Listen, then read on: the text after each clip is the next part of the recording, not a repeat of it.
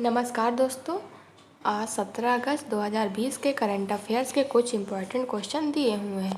चलिए हम शुरुआत करते हैं। आपका पहला क्वेश्चन है, जापान के बाद अब कौन सा विकसित देश मंदी की चपेट में आ गया है? आपका सही जवाब है यूनाइटेड किंगडम। यहाँ पर हम आपको बता दें, ऐसा कोविड-19 की वजह से हुआ है। दूसरी तिमाही में ब्रिटेन की जीडीपी में 20.4% की भारी गिरावट आई। इससे पहले पहली तिमाही यानी मार्च में ख़त्म तिमाही में अर्थव्यवस्था 2.2% घटी थी। ब्रिटेन में लगातार 2 तिमाही के दौरान जीडीपी ग्रोथ रेट नेगेटिव रहने पर अर्थव्यवस्था को आधिकारिक रूप में मंदी की चपेट में माना जाता है। वित्त मंत्री ऋषि सुनक ने कहा, आज के आंकड़ों से यह स्पष्ट है कि हमारे लिए काफ़ी कठिन समय आ चुका है। द हिंदू की रिपोर्ट में दिया गया है 32.92 मिलियन लोगों ने रोजगार खो दिया है। वित्त मंत्री ने कहा, अगले महीने में और लोगों की नौकरियां जा सकती हैं। वैश्विक वित्तीय संकट के मैनेजर 2008 से 2009 में गहरी मंदी के बाद ये सबसे बड़ी हैं। विश्व बैंक ने दी थी चेतावनी। विश्व बैंक ने कहा कि कोरोना वायरस की वजह से वैश्विक अर्थव्यवस्था दूसरे विश्व युद्ध के बाद सबसे बड़ी मंदी आ सकती है। आपका नेक्स्ट क्वेश्चन है, सुप्रीम कोर्ट ने हिंदू उत्तराधिकार संशोधन कानून 2005 को लेकर अहम फैसला सुनाया, जिसके तहत अब बेटियों को किस संपत्ति में बराबरी का हक मिलेगा? आपका सही जवाब है पैतृक संपत्ति। यहाँ पर हम आपको बता दें, कोर्ट ने कहा है कि अगर पिता की मौत 9 सितंबर 2005 से पहले हुई तो भी बेटियों को पैतृक संपत्ति में बराबरी का हक है। हिंदू उत्तराधिकार कानून 1956 में लागू हुआ है। इसे 2005 में संशोधित किया गया था। इसके सेक्शन 6 में बदलाव करते हुए बेटियों को भी पैतृक संपत्ति में भागीदार बनाया गया था। संशोधित कानून पर सवाल उठ रहे थे। मुख्य सवाल तो यही था कि यदि पिता की मौत 2005 से पहले हुई तो भी क्या बेटी को पैतृक संपत्ति में अधिकार मिलेगा? 11 अगस्त 2020 का फैसला। Justice Arun Mishra, justice S Abdul Nazeer और जस्टिस एम.आर. शाह ने अब इस पर अपना फैसला सुनाया। केंद्र की दलील थी कि 9 सितंबर 2005 को संशोधित कानून लागू हुआ और इसके साथ ही बेटियां भी जन्म से भागीदार बन गईं। जस्टिस मिश्रा ने कहा, बेटियों भी माता पिता को उतनी ही प्यारी होती जितने कि बेटे। ऐसे में उन्हें भी पैतृक संपत्ति में बराबरी से अधिकार मिलना चाहिए। कोपार्टनर क्या होता है, ये हम आपको बताते हैं। वह व्यक्ति जो जन्म से ही संयुक्त परिवार की संपत्ति से हिस्सेदारी हो जाता है। 2005 में संशोधित कानून लागू होने से पहले बेटियां परिवारों की सदस्य होती हैं, कोपार्टनर नहीं। यह भी स्पष्ट है कि पत्नी या बहू परिवार की सदस्य हो सकती है, लेकिन कोपार्टनर नहीं। आपका नेक्स्ट क्वेश्चन है, राहत इंदौरी का निधन 11 अगस्त 2020 को हो गया है। वह इनमें से क्या थे? आपका सही जवाब है शायर और गीतकार। यहाँ पर हम आपको बता दें, वह कोरोना वायरस से संक्रमित थे और इसी दौरान 11 अगस्त 2020 को अस्पताल में हार्ट अटैक हुआ। इसकी वजह से उनका निधन हो गया। उनका जन्म 1 जनवरी 1950 को मध्य प्रदेश के इंदौर में हुआ था।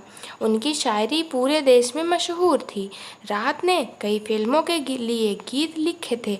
इसमें मुन्ना भाई, MBBS, मीनाक्षी, खुद्दार, नाराज, मर्डर मिशन, कश्मीर, करीब, बेगम जान, घातक, इश्क जानम, शर, आंशिया और मैं तेरा आशिक जैसी फिल्में शामिल हैं।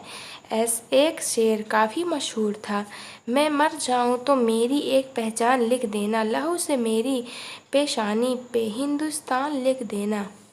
आपका नेक्स्ट क्वेश्चन है, बेलारूस में लगातार छठी बार कौन राष्ट्रपति बना? आपका सही जवाब है अलेक्सांद्र लुकाशेंको। यहाँ पर हम आपको बता दें, वह 26 साल से सत्ता में बेलारूस में चुनाव अधिकारियों ने कहा कि अलेक्सांद्र लुकाशेंको लगातार छठी बार राष्ट्रपति निर्वाचित हुए। 80.23% वोट हासिल कर लगातार छठा कार्यालय जीत लिया है। प्रतिद्वंदी पूर्व अंग्रेजी शिक्षक स्वेतलाना तचनोस्काया को 9.9% वोट मिले। चुनाव में धांधली का आरोप। चुनाव परिणाम आने के बाद हजारों लोग उन शुरुआती नतीजों को विरोध करते हुए बेलारूस के शहरों और कस्बों में सड़कों पर उतर आए। राजधानी है इसकी मिन्स्क। मुद्रा बेलारूसी रूबल। आपका नेक्स्ट क्वेश्चन है,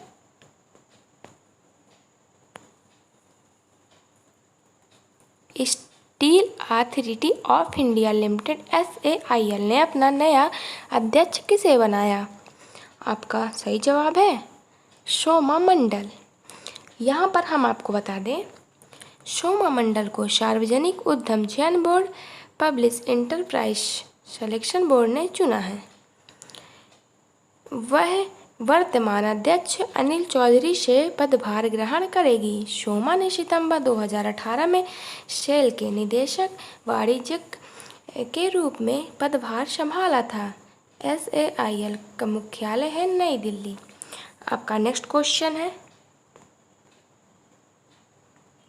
फोर्ब्स मैगजीन ने साल 2020 के लिए हाईएस्ट पेड एक्टर्स की टॉप 10 लिस्ट जारी की है। इसमें से किस बॉलीवुड एक्टर को जगह मिली है? आपका सही जवाब है अक्षय कुमार। यहाँ पर हम आपको बता दें, बॉलीवुड से सिर्फ अक्षय कुमार ने ही इसमें जगह बनाई है। 2020 में कमाई 4.85 करोड़ डॉलर करीब 362.78 करोड़ रुपए रही, जबकि 2019 की फोर्ब्स लिस्ट में अक्षय चौथे पायदान पर थे।